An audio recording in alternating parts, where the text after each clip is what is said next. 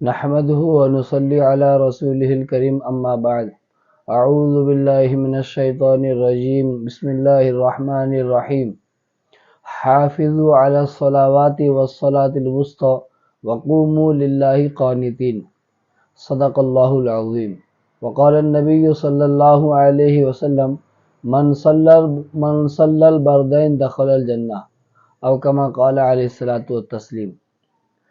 برادران اسلام، عزیز ساتھیو، دوستو، اللہ سبحانہ تعالیٰ اپنے پاک کلام میں ارشاد فرما رہے ہیں،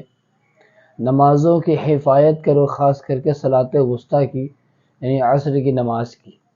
اللہ کے نبی صلی اللہ علیہ وسلم نے فرمایا، من صلی البردین دخل الجنہ، کہ جس نے دو ٹھنڈی نمازوں کا اہتمام کیا وہ جنت میں داخل ہوا۔ تو یہاں پہ اللہ سبحانہ تعالیٰ فرما رہے ہیں خاص کر کے صلاۃ وسطیٰ کی، اس سے مراد عصر کی نماز ہے، درمیانی والی نماز یعنی عصر کی نماز مراد ہے۔ عصر کی نماز سے پہلے دو نمازیں پڑھی جاتی ہے، ظہر کی نماز اور فجر کی نماز۔ اسی طرح عصر کی نماز کے بعد دو نمازیں پڑھی جاتی ہے، مغرب کی نماز اور اس کے بعد عشاء کی نماز۔ تو چار نمازوں کو بیچ میں ایک نماز ہے صلاۃ وسطیٰ، یعنی عصر کی بڑی اہمیت ہے۔ یہاں اللہ کے نبی صلی اللہ علیہ وسلم ارشاد فرما رہے ہیں کہ جس نے دو ٹھنڈی نمازوں کا اہتمام کیا وہ جنت میں داخل ہوا۔ تو ٹھنڈی نماز سے مراد دو نمازیں ہیں، عصر کی نماز اور فجر کی نماز۔ علماء فرماتے ہیں ٹھنڈی نماز سے مراد عصر کی نماز ہے اور فجر کی نماز ہے۔ عصر جو ہے ٹھنڈ کے ابتدا پر پڑھی جاتی ہے، یعنی اب عصر کی نماز ہوئی تو اب گرمی ختم ہونی شروع ہو رہی ہے، ٹھنڈ آنا شروع ہو رہا ہے، یعنی کسی حد تک گرمی ختم ہو جاتی ہے تو گرمی ختم ہونے کے بعد ٹھنڈک راحت ملتی ہے۔ اسی طرح فجر جو ہے وہ ٹھنڈ کے اختتام پر پڑھی جاتی ہے کہ فجر کی نماز کے بعد اب سورج طلوع ہونا شروع ہوتا ہے، گرمی آنی شروع ہوتی ہے۔ اس لیے اللہ کے نبی صلی اللہ علیہ وسلم نے فرمایا کہ جس نے دو ٹھنڈی نمازوں کا اہتمام کیا وہ جنت میں داخل ہوا۔ اب اور بھی نماز فرض ہے، دو ٹھنڈی نماز، عصر کی نماز اور فجر کی نماز، اس کے علاوہ اور بھی 5 وقت نماز فرض ہے۔ تو دونوں کو خاص کر کے کیوں ذکر فرمایا کہ عصر کی نماز اور فجر کی نماز، یہ دونوں وقت جو ہے یہ غفلت کا وقت ہے۔ فجر میں آپ دیکھتے ہیں اذان کے وقت میں الصلاۃ خیر من النوم الفاظ بڑھائے جاتے ہیں، یعنی آدمی غفلت کی حالت میں رہتا ہے، نیند کی حالت میں رہتا ہے، بستر پر پڑا رہتا ہے، بستر پر نرم اور گرم بستر پر رہتا ہے،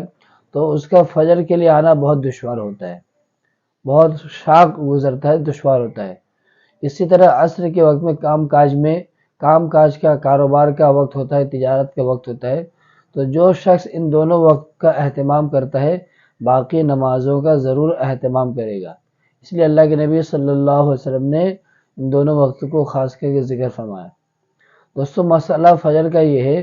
کہ فجر کی نماز کے وقت میں اگر کوئی آ جاتا ہے تو کوئی مسئلہ نہیں ہو، وہ جماعت میں شریک ہو جاتا ہے۔ ایسے اگر میں فجر کی نماز میں آ رہا ہوں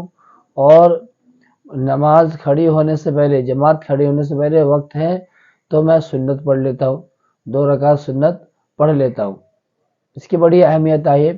اللہ کے نبی صلی اللہ علیہ وسلم اس کے بڑا اہتمام کرتے تھے اور اہتمام سے اس کو پڑھتے تھے، اس کی بڑی تاکید بھی آئی ہے۔ تو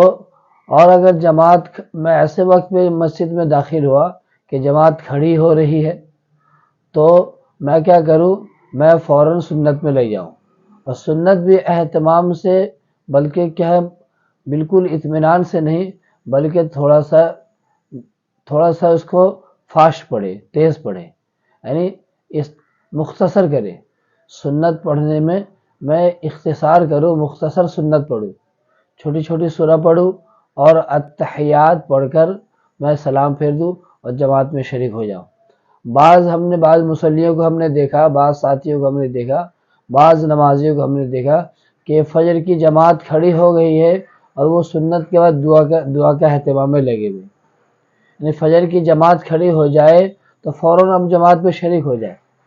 ہم نے دیکھا فجر کی جماعت کھڑی ہو رہی ہے سورہ فاتحہ بھی شروع ہو گئی ہے اور سورہ فاتحہ ختم ہونے کے بعد سورہ بھی شروع ہو گئی ہے، مگر بعض مصلی کیا ہے کم علمی کی وجہ سے کیا کرتے ہیں، وہ نماز کے بعد سنت پڑھنے کے بعد دعا میں ہاتھ اٹھا کے دعا مانگتے رہتے ہیں، جبکہ مسئلہ ہے کہ آپ سنت پڑھنے کے بعد فوراً جماعت میں شریک ہو جائیں۔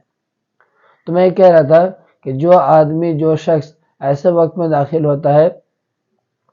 کہ جماعت کھڑی ہوئی ہے فوراً، تو فوراً وہ سنت پڑھ لے اور جماعت میں شریک ہو جائے۔ اس خیال میں نہ رہے کہ بھئی مجھے تو جماعت مل جائے گی یا مجھے ایک رکعت کم سے کم مل جائے گی، بلکہ نہیں۔ اور اگر ایسے وقت میں آ رہے کہ امام صاحب قرات کر رہے ہیں اور مجھے معلوم ہے کہ یہ قرات ابھی شروع ہوئی ہے اور یہ سورہ رحمان ہے یا سورہ مزمل ہے یا کوئی بڑی سورہ ہے کہ جس کے ختم ہونے تک میں 2 رکعت پڑھ سکتا ہوں، امید ہے کہ میں 2 رکعت پڑھ سکتا ہوں، تو آپ سنت پڑھے۔ اور اگر آپ کو پتہ نہیں کہ امام صاحب کب رکوع میں چلے جائے قرات پوری کر کے، تو میں سنت میں نہ لگوں بلکہ فرض نماز میں جماعت میں شریک ہو جاؤں۔ دوسرا مسئلہ یہ ہے کہ میری فجر کی نماز اگر سنت چھوٹ گئی ہے کہ مجھے سنت نہیں ملی، تو بعض کو ہم نے دیکھا کہ جماعت کہ میں شریک ہو جاتے ہیں اور امام کے ساتھ نماز پڑھ لیتے ہیں، پڑھنے کے بعد فوراً وہ سنت میں لے جاتے، بلکہ ایسا کرنا مناسب نہیں ہے۔ اللہ کے نبی صلی اللہ علیہ وسلم نے فرمایا لا صلاۃ بعد الفجر، کہ فجر کی نماز کے بعد کوئی نماز نہیں ہے، آپ سنت میں بھی نہ لگیں۔ فجر کی نماز آپ نے پڑھ لی جماعت کے ساتھ، آپ نے سنت نہیں پڑھی تھی، اب اس سنت کو اب اس وقت نہ پڑھیں، بلکہ جب فجر کا وقت ختم ہو جائے